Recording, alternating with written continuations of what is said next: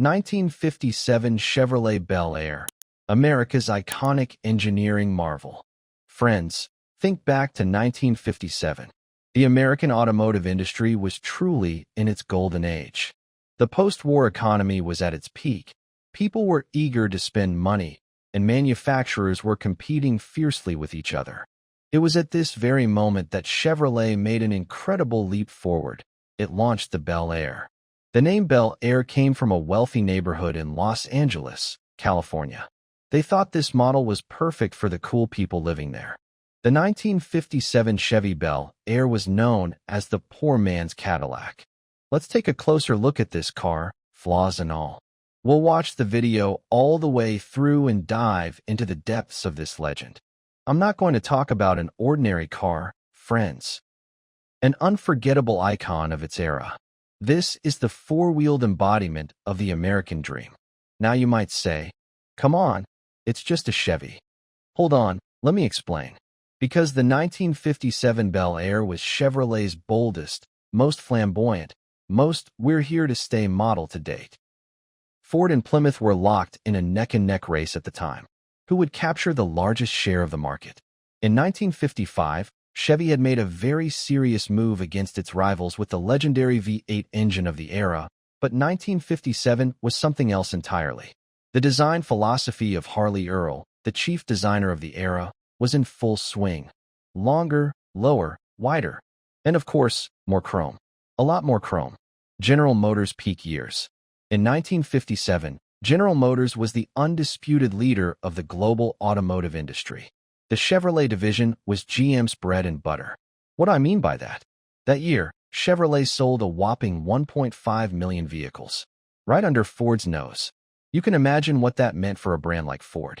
The company was so powerful that even the government began to worry about monopolization. But look, something else was happening at the time. The space race.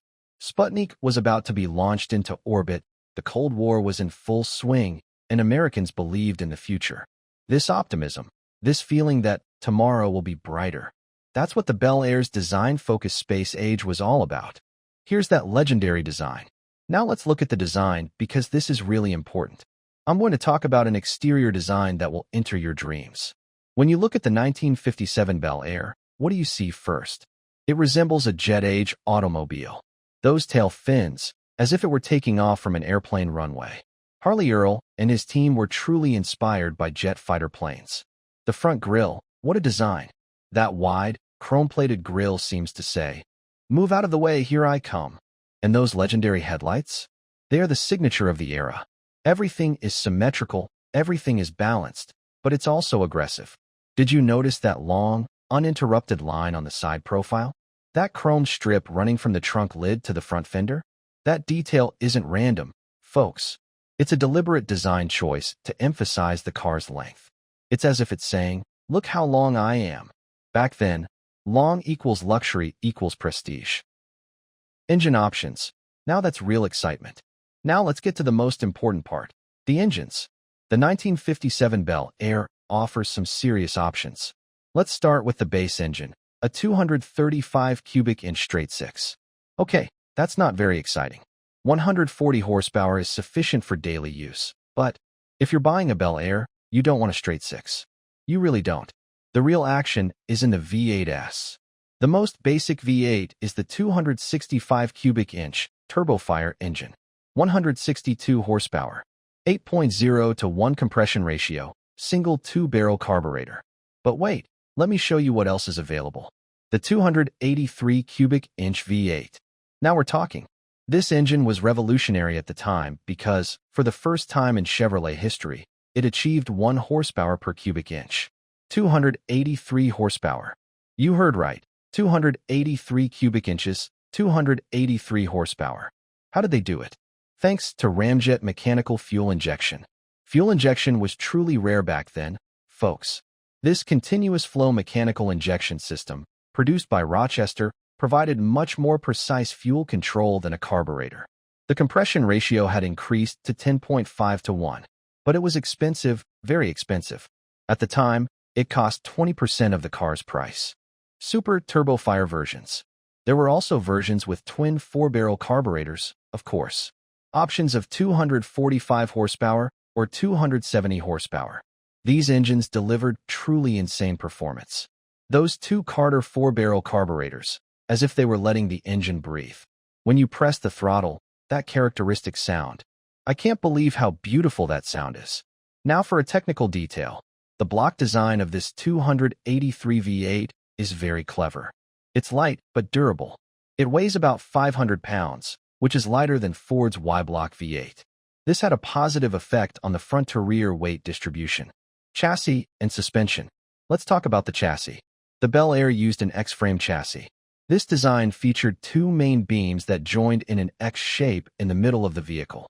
In theory, this provided the body with more flexibility and allowed it to bend slightly, which was good for comfort.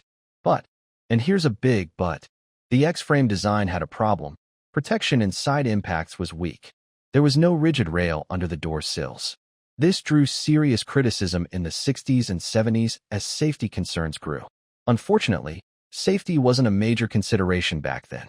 Front suspension, independent, coil spring-over system. Coil spring, double wishbone setup. This was GM's standard design at the time, and it worked really well. The ride was comfortable, and the turning characteristics were predictable. Rear suspension, classic rigid axle with semi-elliptical leaf springs. Yes, it's old school through and through. But look, this system was simple, durable, and inexpensive. It was a logical choice for Chevy because reliability and cost were priorities. Braking system. Brakes. Drum brakes on all four wheels. Standard for the time, but compared to today's standards, I'd say it's a shame. Especially on those heavy V8 versions, the braking distance was really long. Power brakes were optional and definitely an extra you should get. Stopping that 3,500-pound car without hydraulic boost required serious leg strength. Even in the power brake version, if you're used to today's disc-braked vehicles, you'll be genuinely surprised. Interior and comfort. Now let's move inside because the Bel Air's interior was just as important as its exterior. There were trim levels, 150, 210, and at the top, Bel Air. Of course, there was also the Nomad station wagon, but that's a separate topic. What did the Bel Air version have? First of all, that iconic two-tone vinyl upholstery. The seats were wide and comfortable, like sitting on your living room couch. But here's the thing. There was almost no side support. You'd slide around in corners. The design philosophy at the time was comfort on straight roads, not cornering performance. Dashboard and instrumentation. The dashboard design is a feast for the eyes. Symmetrical, spacious, and chrome-plated. The radio is in the center, with ventilation vents on the right and left. The speedometer is directly in front of the driver, large and easy to read. Everything is conveniently located and easy to reach. What's optional? The Wandabar radio. You can change stations by pressing buttons. Amazing technology for that era. Power windows, power seats. These are luxury extras. Even today, many cars don't have features as cool as the Wandabar, but they're still impressive. Air conditioning. Yes, it's optional. But keep in mind, air conditioning systems back then weren't like modern systems. They were more like cooling the air a bit. If you live in a southern state and get stuck in traffic, you'll still sweat. Amazing details and bizarre decisions. Now let's look at some interesting details because Bel Air has both great and confusing design decisions. The great things. Did you see those big stop lights inside the tail fins? Incredibly cool. The three chrome lines at the rear, the taillights, and those bright red lenses. It really looks flashy when viewed from behind at night. The trunk lid opening mechanism is also very clever. There's a hidden lever behind the license plate light. You turn it, and the trunk opens. Simple but effective. Strange things. But now let's get to some strange decisions. Do you know where the fuel tank filler cap is? On the upper left rear fender, completely exposed. There is a cover, of course, but design-wise. Why did they do it this way? Couldn't they have found a more discreet method?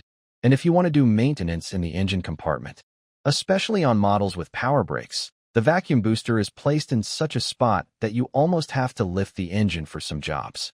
There's no other word for this madness. Spark plugs? Reaching the plugs on the cylinders behind the V8 is a complete nightmare. If you have small hands, you might be lucky, but for normal people, it's really difficult. Not as bad as Packard, but still. Technical problems and weak points. But of course, not everything was rosy. The 57 Bel Air had its known problems. Rust.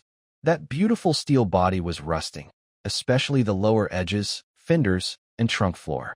This was a serious problem on roads treated with salt in northern states. Motor mounts? Those rubber engine mounts wore out over time, leading to vibration problems. Electrical system? It was a 6-volt system, and the lighting was weak. Many subsequent owners converted it to 12 volts. Transmission? The Powerglide automatic transmission only had 2 gears. Compared to modern standards, it was inefficient but durable. The manual transmission was more fun but rarer. When I look at the 1957 Bel Air today, what do I see? Nostalgia? Yes, of course. But not just nostalgia. I see the courage, the creativity, the desire to be different of an era. Today's cars are safer, more efficient, more technological. But that spirit, that courage, I think it's been lost a bit. Now you might say, you're just old-fashioned. Maybe you're right. But look at the 57 Bel Air. Look at those tail fins. And tell me, will any of today's vehicles be this iconic 70 years from now? So what are your thoughts on the 57 Bel Air? Would you pay an extra $500 for fuel injection? Two-door hardtop or convertible? Write your thoughts in the comments section. Let's discuss. Because talking about these cars isn't just about metal and rubber. It's about talking about an era, remembering its legends. Thank you so much for watching, everyone. If you want more content about classic cars, subscribe. See you in the next video. And remember, if you see those old Chevys, give them a wave. They're not just cars, they're pieces of history.